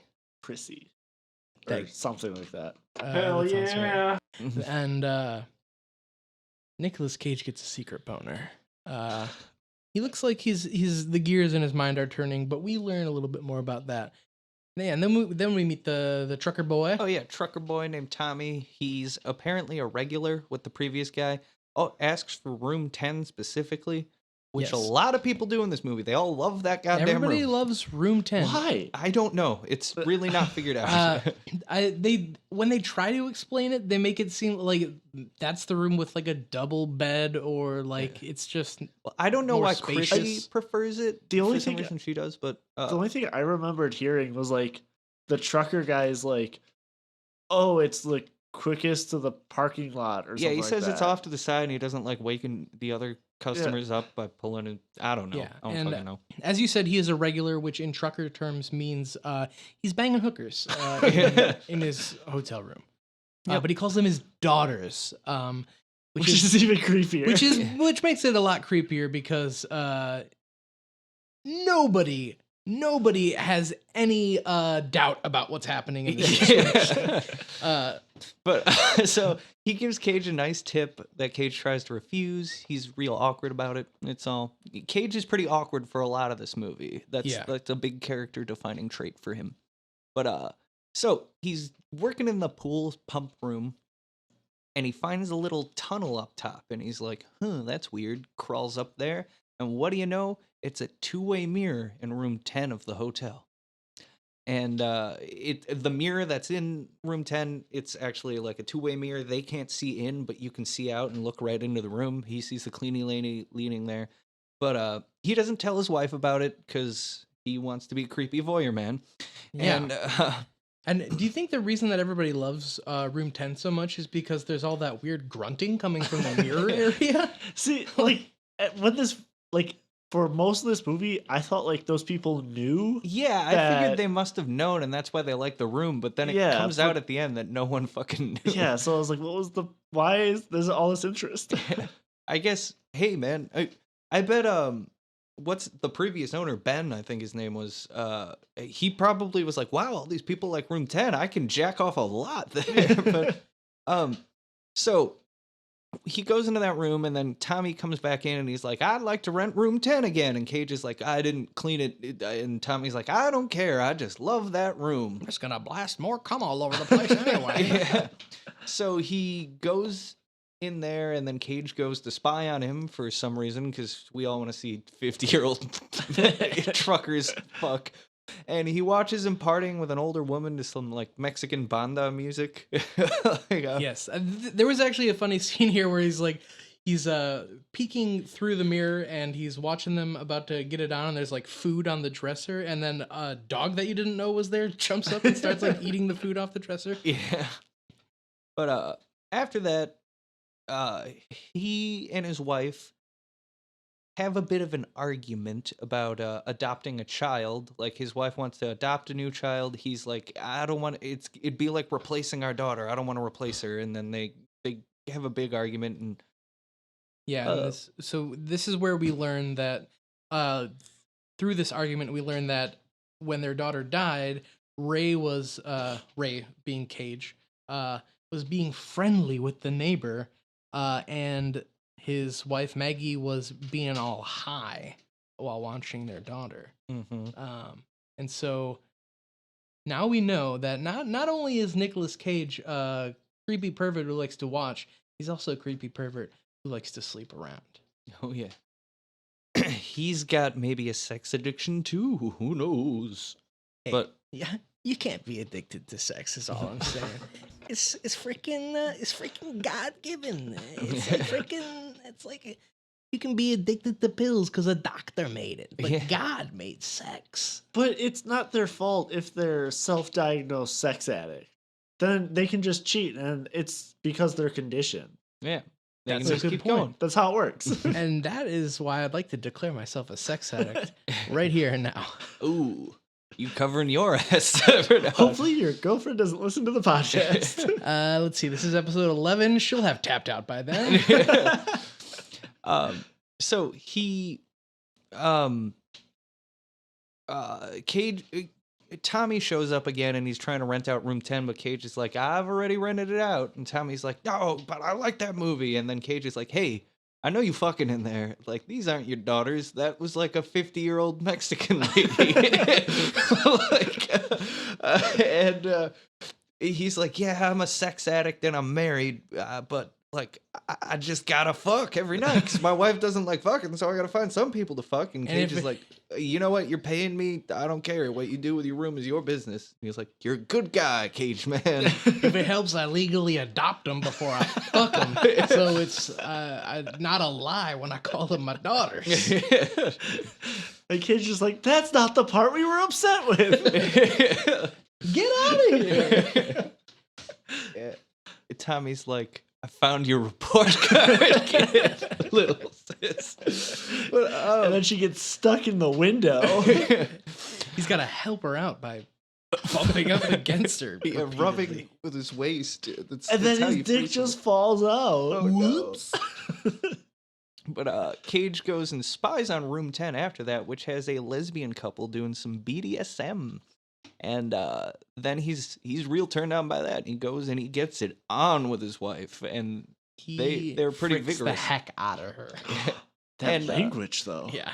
So Cage is a creeper in this one, but as they're getting it on, it cuts repeatedly back to in the other room. BDSM lady leaves, and a guy or somebody in all black and a ski mask comes in and kills the other lady. Let me just check my notes here. While he is giving his wife the hammer, hot lady in room 10 is getting murdered by a masked figure. Okay, yeah, that's right. I see. Maybe you should read your notes because they sound a lot more colorful than mine. Well, the next part of my notes is we meet the sheriff, who is a dude from Buffy, with the most boring face of all time. But you know. Buffy loves who she's gonna love, you know? She's an independent woman, and she's in college now, and she's gonna slay these vampires and still be in college. Yeah. Sorry, spoilers for season 4 of Buffy the Vampire Slayer. I will say, I love Angel, but, like, Angel is not good for Buffy. Well, first of all, Angel's like a 1,000-year-old man who's preying on a high school girl. So that's one thing. And also... I'm just not feeling it. Yeah. I'm just not. I will say, I love it when he goes to the Smithsonian and he helps them solve crimes using bones. Yeah. Really great done. And he marries Zooey Deschanel's sister. Yeah. So and then he... Wait, are you talking about Night at the Museum starring... No, I'm talking about Bones. Bones. Oh, well. The What actor- about when Robin Williams, is Teddy Roosevelt and he's like 3 inches tall? And he's like, you never got a friend like me. Yeah. And But then his mom sends them to Bel Air. Yeah. And you can see freaking getting a big old fight in there. Yeah. Hey, Aladdin, what if we call you Al, or maybe just Din? Okay, so speaking of bones and 3 inches tall, Nicolas Cage is banging his wife. Yeah. Oh, yeah. But the next morning, too, Cage goes in room 10. He found that the key got dropped in the overnight return box, and he goes and looks in room 10, and it's all cleaned up, and nothing's wrong. There ain't no body, and he doesn't even know the murder happened. Yeah, and there's a nice post-it note on the door that says, "No murder here." The sheriff from Buffy, he shows up, and he's like, hey, I used to stop here for free coffee when the other guy worked here, so can I continue to come here every single day? And get coffee? And could you just have the coffee made, please? Until Nicolas Cage says, hey, it's like 1,000 degrees outside. You're a fucking psychopath. Yeah. And the cop's like, maybe you're right. Yeah. Then they do get a callback to that. And he's like, hey, so I got iced tea now. You heard of this? You heard of this iced tea? Who would have thought that hot drinks on a hot day don't go together? Wow, we're in the boiling hot desert and I don't have to drink boiling hot brown juice? So the sheriff wants to welcome him to the town, and he says, people in this town up and leave all the time without word or warning. And that never really comes back again. But he stares off into the distance and loads a gun. So then Cage and his wife go out in the town for a bit, come back find a dismembered pig body in their pool. And Oh yeah. so when Cage pulls it out of the pool, he finds a photo in it, like a full color, like headshot photo of a high school graduate who I think was the lady who was murdered. Or I think that I don't know if they ever addressed that, but that's what I assumed. yeah, it Well, looked like her. I thought that at first too, but then they said like in like the next scene or whatever, how he finds out, oh, someone else was murdered here. Like, Yeah, it might have been that too. so then I thought like maybe it was that person. Oh yeah. But I have no I thought fucking that's who, I idea. thought that's who we were talking about. Yeah, So yeah, he finds the pig in the pool, and then we it learn. says Chrissy on the back of the photo too. Oh, okay. But yeah, he takes the pig body out to the desert and he burns it. Tommy is waiting for him when he returns. He's like, "What do you do? I'm trying to fuck my daughter." Trying to fuck my daughter in here, and you are out doing God knows what. And he tells Cage like, "Oh yeah, you had a weird pig that sounds kind of like that lady who died in the pool. She got like She was a sliced all weird the way pig up." too. Yeah, she was trying to climb over a fence and cut herself up real bad during it and died in the pool. Because she was trying to get in the pool after hours, but it wasn't Ben's fault because he locked the pool. No connection. All right, well, I'm gonna go fuck my daughter now. Sheriff comes the next day, tells him like, "Hey, the park ranger found the burnt remains of that pig." Why was everyone so upset about this pig? I don't know. It's like one guy burns a pig in the middle of the desert, and the entire fucking town knows. Yeah, somehow. like- It was very strange. Yeah, so he finds out from the sheriff, and he's like more about the dead girl, and he's like, he's like, "Oh yeah, a dead pig. It's kind of like a dead girl that died here before I got here, right? Isn't that weird?" And then the sheriff's like, "Yeah, well, that girl definitely didn't kill herself, and she was like a drifter, and yeah, she's dead." And then he's like, "Did you do it?" And Cage is like, "Do what?" And he's like, "Did you do it?" And Cage is like, "Did I do what?" "Did you do it? The pig? Did you do it?" Weird scene. Very weird scene. I thought Nick Cage was acting super weird in this, where he's like getting more and more worried that he like did something. But it's like, yeah, you didn't do anything. throughout that whole scene, it definitely seemed like he was hiding something, even though he wasn't. Yeah. Or maybe he was like, "Did I do it?" Did I kill that girl and just forget about it? But yeah, this is the point where the movie starts getting really weird and surreal, and I gotta say, I generally like that in movies. I like weird surrealism type shit that's going on. I normally do when there's a plot that is good. Yeah, I can see that. Going through my notes again here, like I had a better impression of this movie, and now that I'm going back through and seeing all the things I wrote down, I was like, wow, that was a thing that went nowhere. Wow, that's a thing that makes no sense. Like, Yeah. that's the thing I was gonna bring up when we get closer to the end. Is like we're skipping a bunch of scenes because they have no relevance and don't matter. Yeah. And there's so I feel like this movie was trying to do like, oh, like here's a red herring or something, because like they bring up like these kids are like vandalizing a bunch of shit, and it's Yeah. just like, oh, these kids might be up to something. Nah, Yeah, forget and about it. They don't really. Yeah, they don't follow through on any of the red herrings because, like, Or they- the people across the street. Yeah. Yeah. Who are they're an obvious red herring, which makes it worse because like the problem with this movie is that there's not enough characters in it. There's like 3-4 people and And they don't build on like any of them. yeah. It's like they're trying to throw you onto something else, but they don't actually like give those people enough screen time to make it any sort of, Yeah.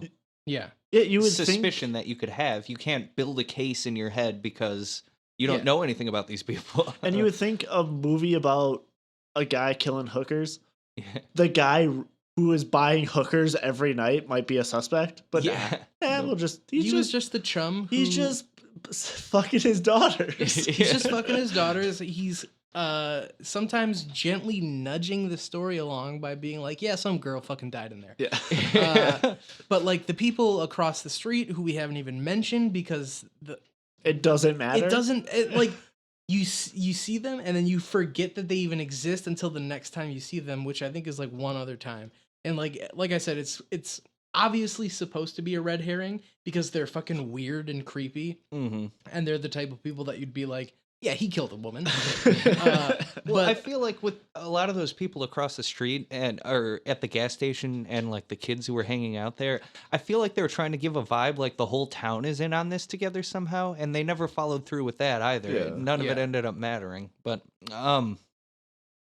anyways, I guess to get back into the plot summary a little bit, BDSM lesbian lady, Chrissy, uh she shows up again, asks for room 10 again. There's some awkward sexual tension between her and Cage, and he he goes.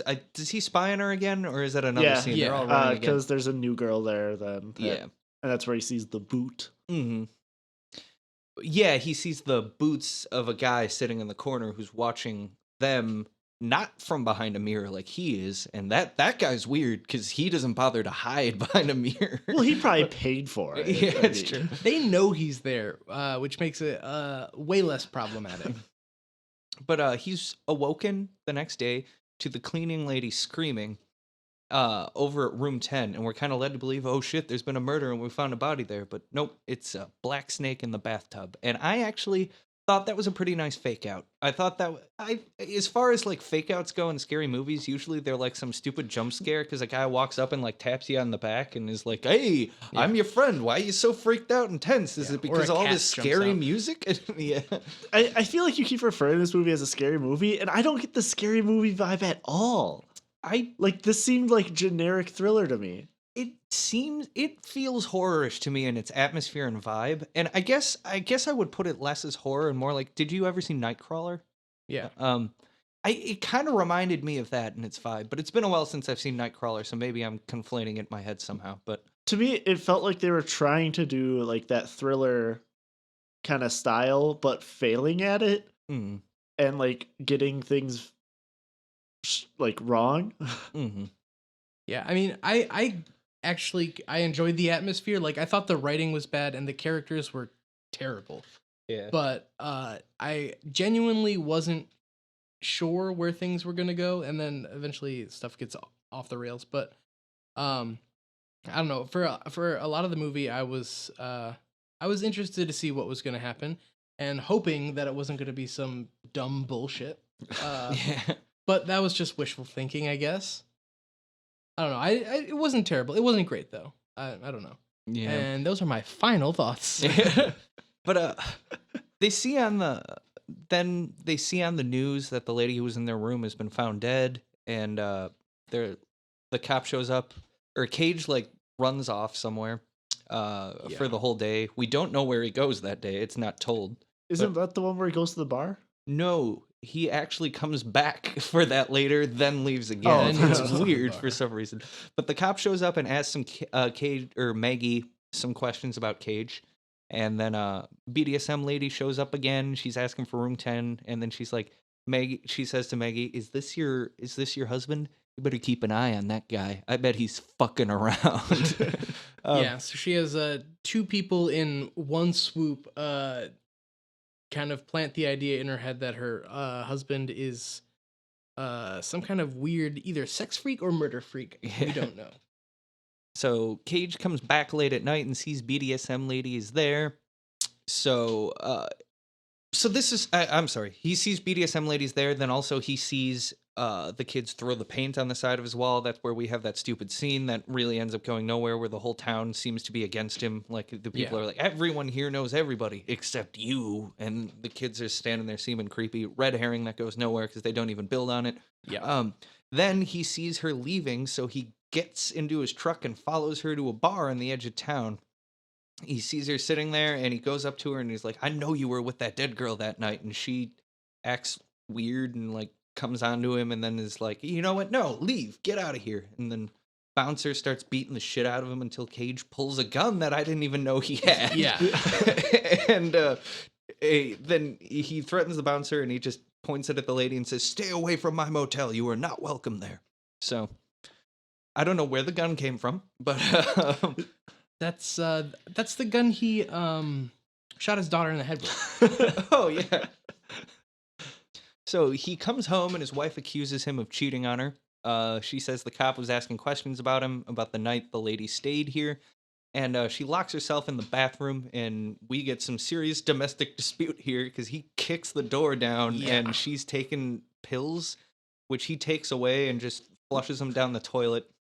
And then he throws her in the shower? Yeah, he pushes her into the shower and says, "You need to chill," or cool down, and turns the water on and starts. And she like flips out and like. She seems to calm down for a second, but then flips out, pushes him away, and goes on the bed, and they have sudden, angry sex. Yes. Very uncomfortable sex after all that we've just witnessed. After domestic violence just happened. But, so then the next morning, his wife is up and packing. She says, like, "I'm leaving for my mom's cabin. I know you're lying to me and cheating on me, and if you're going to cheat on me, all right, but just stop lying to me about it." And then he's like, "No, you have to stay. There's a double mirror, and I've been watching people fuck." And... Wait a second. I'm not cheating on you. I'm just watching people have sex. Is it better or worse? I think it's a little worse because it's a crime. Also. Yeah, I would say they're both pretty bad in their own way. But I mean, like, for their marriage. Oh, for their marriage, I would say it's not as bad necessarily. Yeah. But in a court of law, it's just worse. And it's definitely worse for the people who are being watched and don't know. It definitely just seemed like, though, like it was like a weird transition to be like, "I'm sorry, but I need to take a break from you." Well, I'm watching people have sex. Yeah. Well, dang it. He also confesses in that time, well, yeah, I'm not cheating on you. And also, I think something weird went on in this room. Like, something with the murder was going on there. And she's like, "Okay." And they board up the hallway. Well, they cover it up with like a piece of cloth. Because that will prevent people from going in there. Hey, my boner can't break through that. And then the sheriff shows up and hangs out with Cage while Cage is cleaning up in the room with the double mirror, room 10.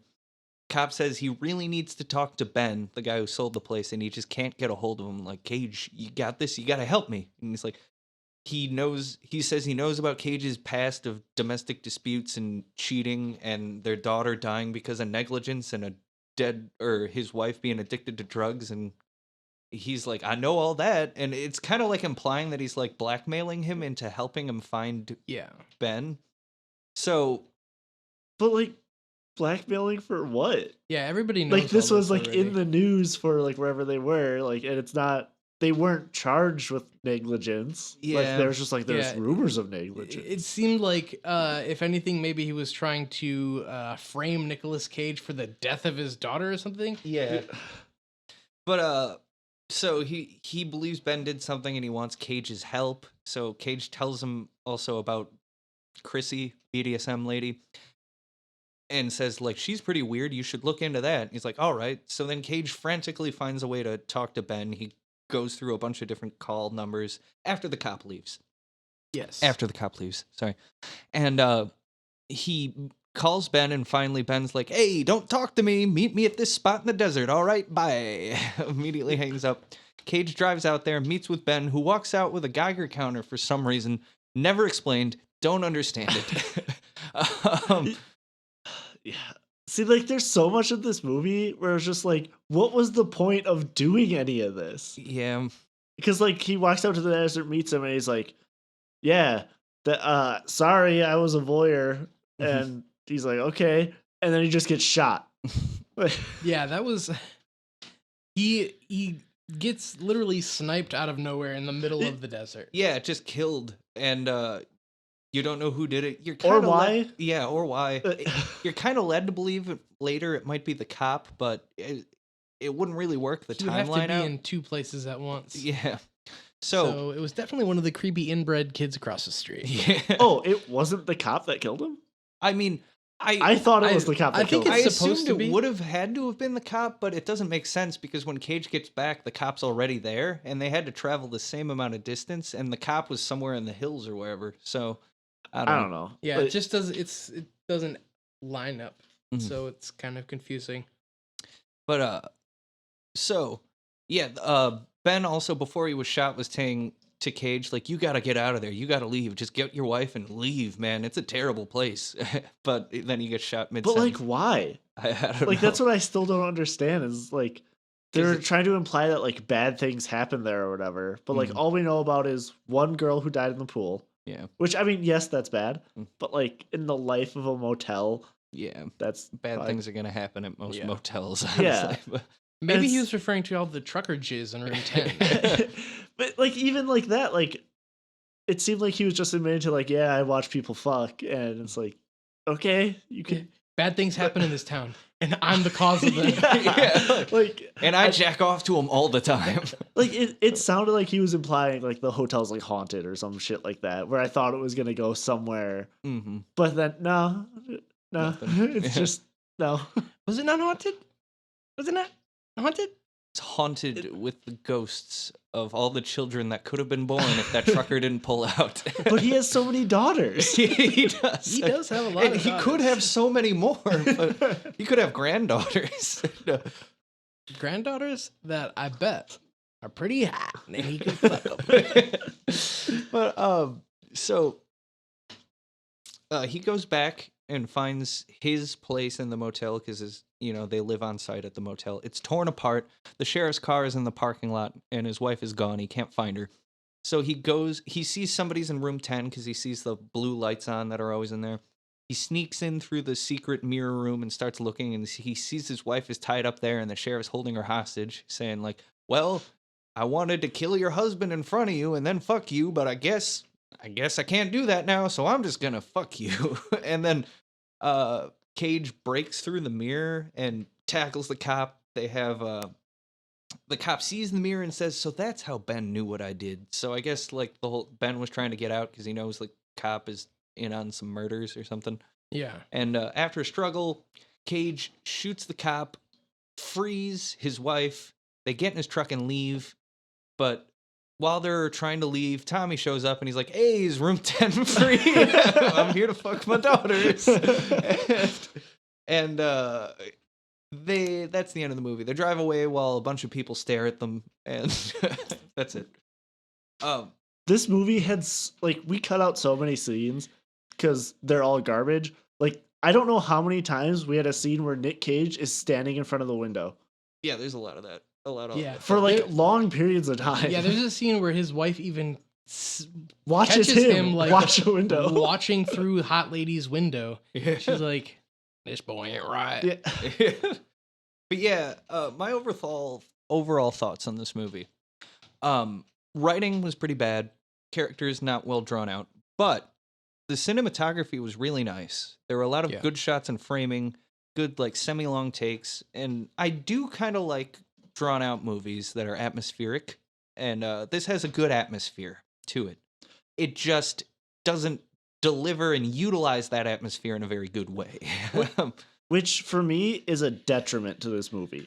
Uh, Because you're drawing me in with these nice shots and everything looking really good, but then it's all shit. yeah. Like it's all bad. And it's just like, why did you put all this effort into this? Hmm. I guess the director's like, hey, I can't do anything about this script. I'll just try and make it look pretty. Well, these I can't rewrite the wife of the main character who's completely inconsistent And useless. yeah. And What does she do for the motel? nothing. Well, they really didn't even have her there. I feel like she was only there for the last scene when the cop is like pulling her in. Otherwise, her character didn't really do much at all. Because Cage runs the front desk. Uh-huh. He fixed up the place. Yeah. He cleaned the place. Like, And what does she she do? wants equal pay? But yeah, her character feels almost kind of superfluous. Like she didn't really need to be there at all for much of the movie. Some scenes feel kind of awkward in like a student film way. Yeah. But I wonder sometimes if some of the awkwardness wasn't what they were trying to go for with the atmosphere. I know, like, now I'm going to start talking about something else random, but have you ever seen Mulholland Drive by David Lynch? That movie, just every scene feels incredibly awkward, but it's definitely planned, and it's definitely a thing that they're trying to do to build a weird atmosphere. This movie, I don't know if they were trying to do that or not. They tried to make Cage seem kind of awkward and creepy, I guess, to up his creeper vibes when he's voyeuring people through the mirror, but it's all kind of weird. I don't know. I felt like this movie didn't really have an identity of what it wanted to be. Mhm. Like, I feel like sometimes it was trying to do the thriller movie where it's like, who's killing these hookers? But then it was also trying to be like this is the life of a voyeur kind of thing. Yeah. When it's like, okay, but like you're not telling anything about that. You're just showing Nick Cage watch some people do it. Yeah. Don't even show him jacking off, even though you know he's doing it. Yeah. So. So I guess my overall thoughts are cool premise, good atmosphere, not the best execution of the premise, but not awful. I didn't think it was awful. I thought it was awful. I didn't think it was. I mean, pretty much everything you said is valid. But I mean, I didn't hate it. Like I said, it kept me interested until the point where the ending was just like sloppily thrown together. Yeah. And I don't know. Ending kind of felt like a cop out. Like I don't know. Literally. And yeah, like I don't know who we were supposed to think could have been doing this. Were we supposed to believe that it was someone that hadn't been introduced, or Like it was only Yeah. pointing towards the cop. Yeah. because there's nobody else. There's a Yeah. couple people that kind of brush by, and then there's the trucker guy, but he's really just fucking horny. And he did like it. I guess it could have been a twist, kind of, if he was the killer. But you know, I just wanted him to, you know, get his nut off. So Him and his daughters. yeah, I don't know. Yeah, so All I those gotta are- say is Nicolas Cage. If you just assume that the murder is the cop in the first place, Yeah. like you should, you could have avoided all this. Yeah. It usually is in movies like this anyway, so it's like Yes, But and it's- so this is the common theme between these two movies I was gonna bring up. It's the cops are bad, bad. and yeah, A cab. a cab in the house. But so I guess we've gone through our thoughts on both of these movies. Shall we bring it to a vote? Yeah. All right. I feel like we need a countdown. Oh yeah. And Engineer Dave, could we get a little countdown going? Nah. All right, you're Happy birthday, asshole. Yeah, you stupid son of a bitch. Why Hope don't you you like count it. down from your birthday? I hope he likes that's the how many- last paycheck he got for his birthday. Yeah, why don't you? Am I sensing a bit of hostility? Count down till you're friggin' on the unemployment line. How's that? I mean, I was the one who could count to 11 at the beginning of this fucking episode. All right. Well, here I'll count it. 3, 2, 1. Looking Amos and Glass. Andrew. Mandolin. Okay, we got one vote for Captain Corelli's mandolin. I think that takes it. It's advancing again. No. So Dave died on his birthday will be the headline. Because I don't remember if you guys heard the song or not, but Captain Corelli's Mandolin sucks and is the worst movie of all time. I did hear that. I disagree, but I can respect the artist, even though I disagree with them. I'm just thinking about it now, how we always say who we vote for at the end at the same time. That must suck to listen to because I don't even know what everyone voted for. Oh yeah, I voted for Amos and Andrew. I Okay, believe me too. I voted for Looking Glass. You did vote for Looking Glass. That's what I heard. Now see, when I went into this episode, literally started recording this was the first time where I was like, I don't think I know which one I'm gonna vote for. And it wasn't until we went through Looking Glass that my opinion started to kind of change a bit as I looked through my own notes and was kind of pointing out like, wow, okay, this is a thing that didn't matter and didn't go anywhere. It's like there was a whole bunch of stuff in there where I was going through it again. I was like, okay. It made me kind of reevaluate the movie a little bit, I guess, in a way that I hadn't. And I will initially, say, I did do some internal reevaluating of the movie while we were shitting all over it. And yeah, it's a bad movie. But I do dig the atmosphere and the visuals. did If I dig ever the make a horror atmosphere. movie, But I'll that- probably steal some shit from But this. that alone doesn't make a good movie. yeah. it's the best ripoff of Bad Times at the El Royale that I have seen this year. So I haven't seen that movie, but if it's like this movie but better, I'd watch it. it's worth a watch. It's a fun movie.